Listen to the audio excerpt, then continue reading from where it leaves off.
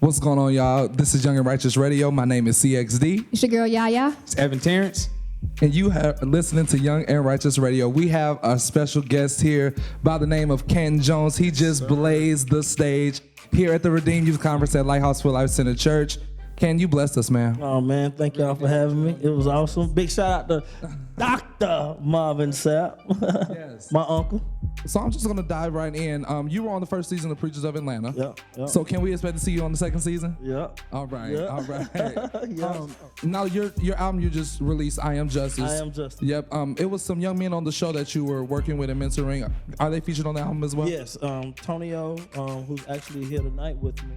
Little back history of his story. He did 6.5 years in prison, and God really, changed his life in a matter of us running together for a couple of years. And he changed my life. I told him, you changed my life just as much as I was a conduit to helping yours change.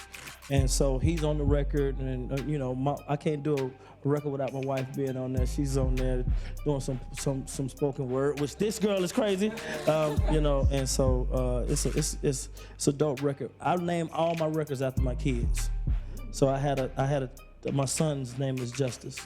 He's a year old this month. Yep. You got Dominion and Dominion there. Yeah. Dominion is my son. Yep. Love Jones is my daughter.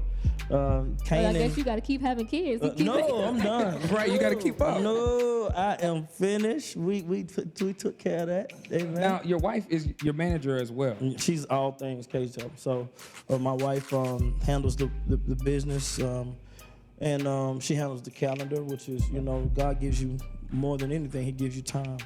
And when you manage your time, you get to do everything you need to do.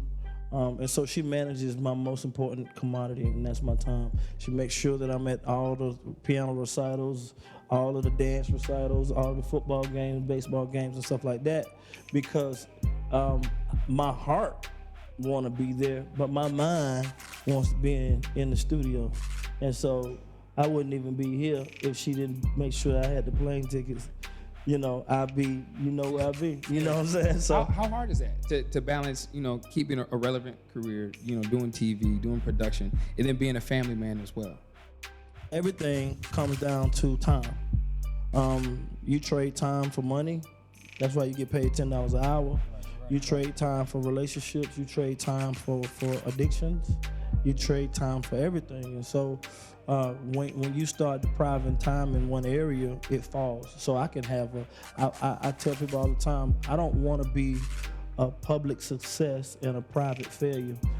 So I got to give as much time to my babies as I do my career, and all of that's on the schedule.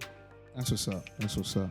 Okay, so being that you are around a lot of young people and you watching your boys grow up and things like that, when you get to see people and reach out to these young men or young women, what is the generation that you see is lacking?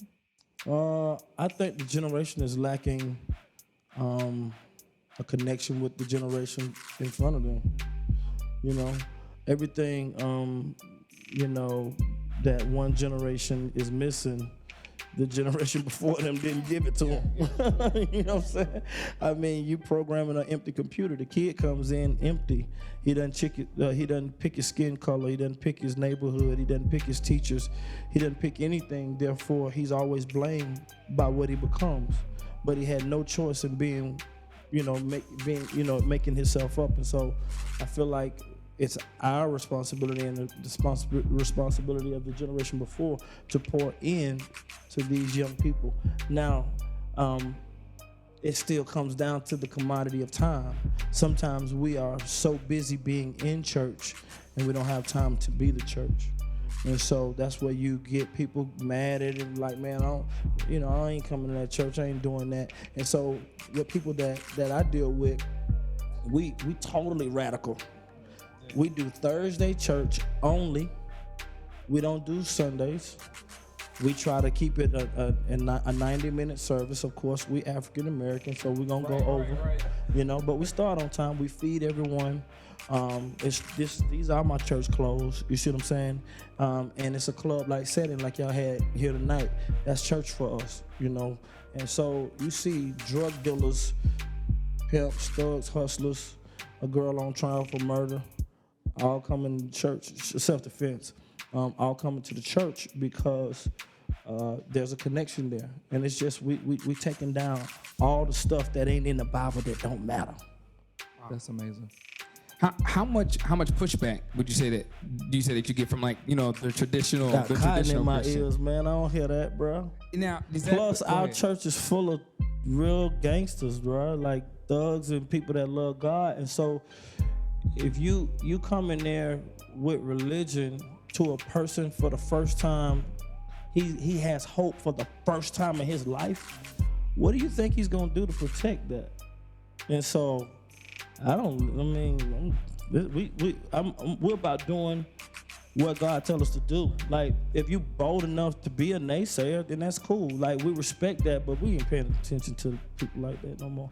Now, is that the same approach that you've taken with your music? I know that I remember being younger and playing like Pimp Hard and 24. My parents be like, "What are you listening to?" And then I showed them, I want to stay safe. Like it's Christian music. Like, is that the same approach and mentality that you've had? Because like sometimes you've done covers or sample with secular music and stuff like that. Is that your technique? I think my reach approach people, is just to make it hot, because people don't like it when it's not. It's just if it's hot, it's not I want to make it sound secular or make it sound gospel-y. Like, is it hot? Like Take Me to the King is hot. It's a church record, but it's hot. You know what I'm saying? And so we just like what's hot. So we got people that's real dudes that just be like, okay, that ain't my type of music, but that's hot. You see what I'm saying? And so you got somebody that might wear an outfit, a suit that's got a grid on it. You know what I'm saying? Okay, I won't wear that. But no disrespect, that's hot. So we try to make music that's hot, that we feel that's hot. And then we feel proud enough to give it to other people, regardless of how it sounds, you know what I'm saying? And so right now we're on a quest to get this new, I call it a hip hop worship. Like, for the first time, like having a worship in this millennium. In this generation. Like, we don't have a worship sound. We borrowed our worship sound from all other cultures. Absolutely. We don't have a worship. We have a praise. For sure.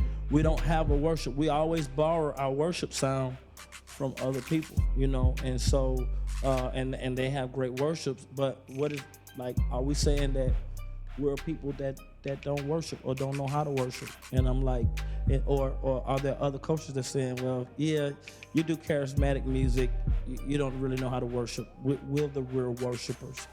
So we're searching for a sound, a hip hop worship sound, something that's real, that takes you into the presence, maybe not as aggressive. I don't know. We was experimenting with that.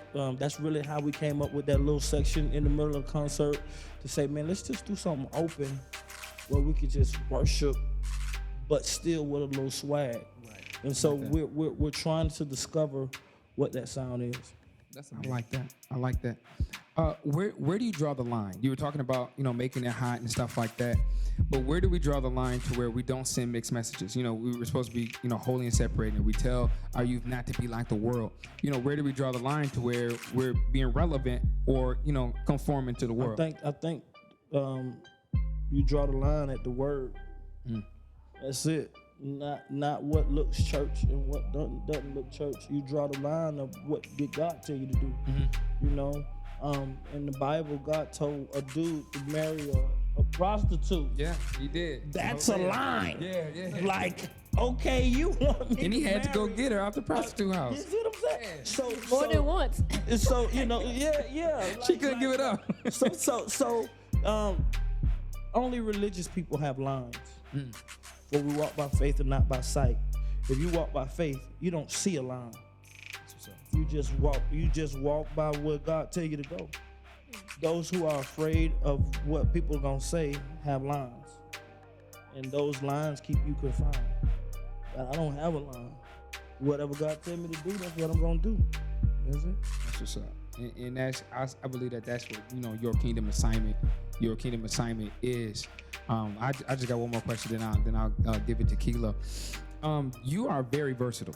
I have a lot of argument type conversations with people. And I was arguing that you're probably one of the most versatile people in gospel music. They're like, how? Oh, he does. I said, no, he don't just rap. He sings. He can do worship. He can do something that sounds like R. Kelly. He can do stuff that sounds like trap music. He will shout if he needs to. We'll do praise and worship. Like, he's, super versatile. What were the influences musically in your life that birthed all of that? Okay, I grew up a quartet singer. I can hear that. Okay, so my dad was a quartet singer. Okay. All right, and I love quartet. Mighty Clouds of Joy, Williams Brothers. Yeah. Like I grew up on commission. I grew up a commission addict, like crazy. So, but look at how different it is. For sure. I grew up Kojic, Pentecostal. So you can't join in it. you gotta be. Hey, there you go. So I grew up Kojic. My dad gave me rap when I was 9 years old. So all of these different sounds were a part of my influence growing up.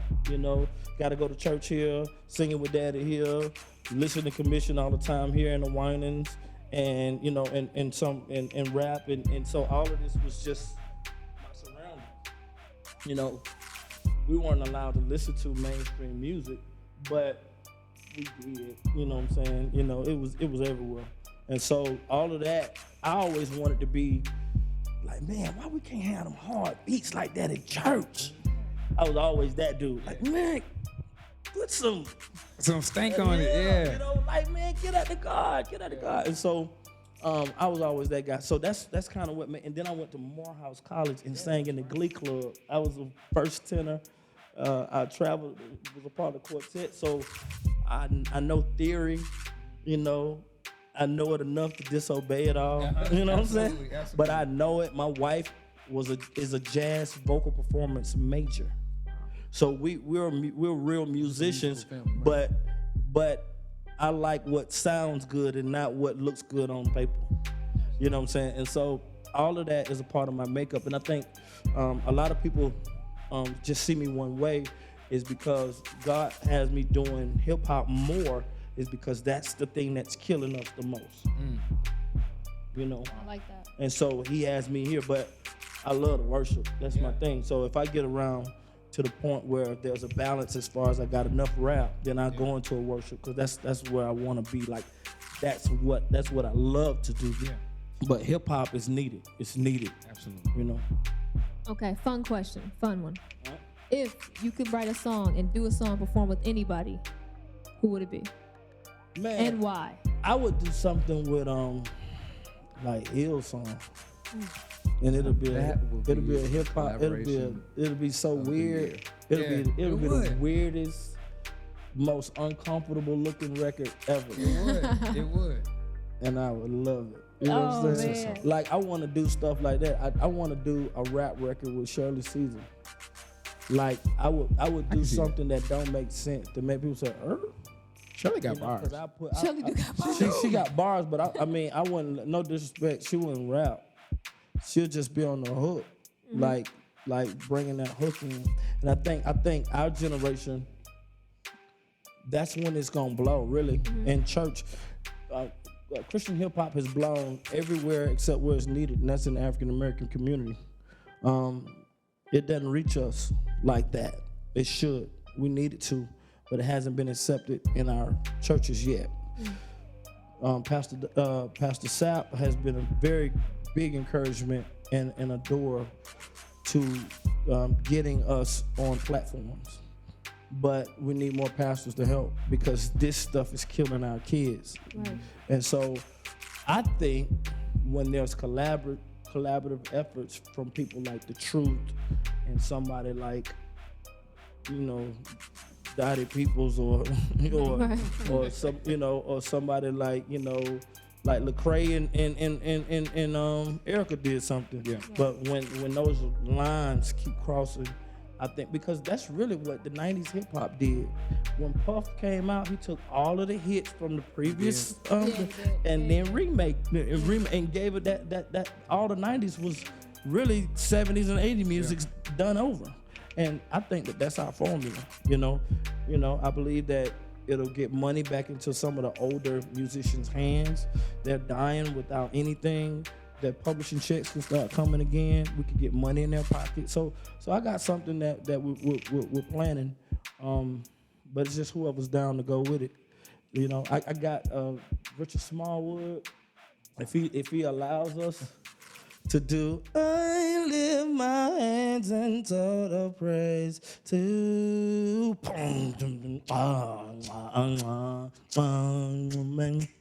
I was just gonna ask you about samples. I'm a big sample head, man.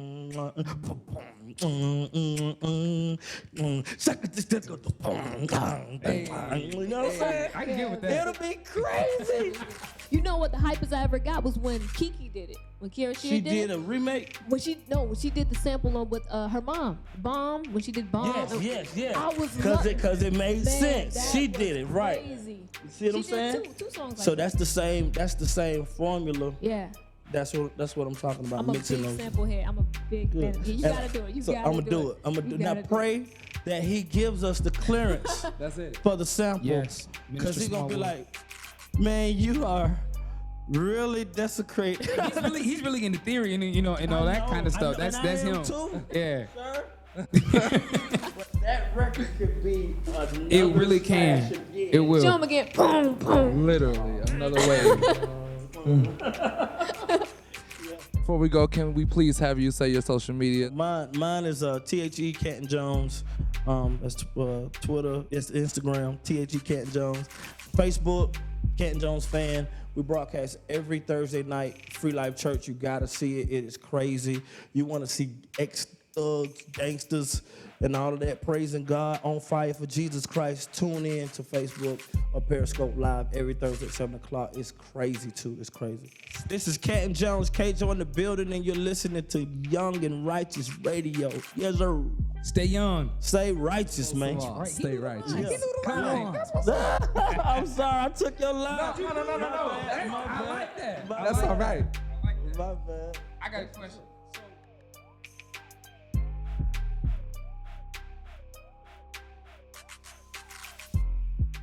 Speaking of business, thank you for teaching me how to spell that. I appreciate it.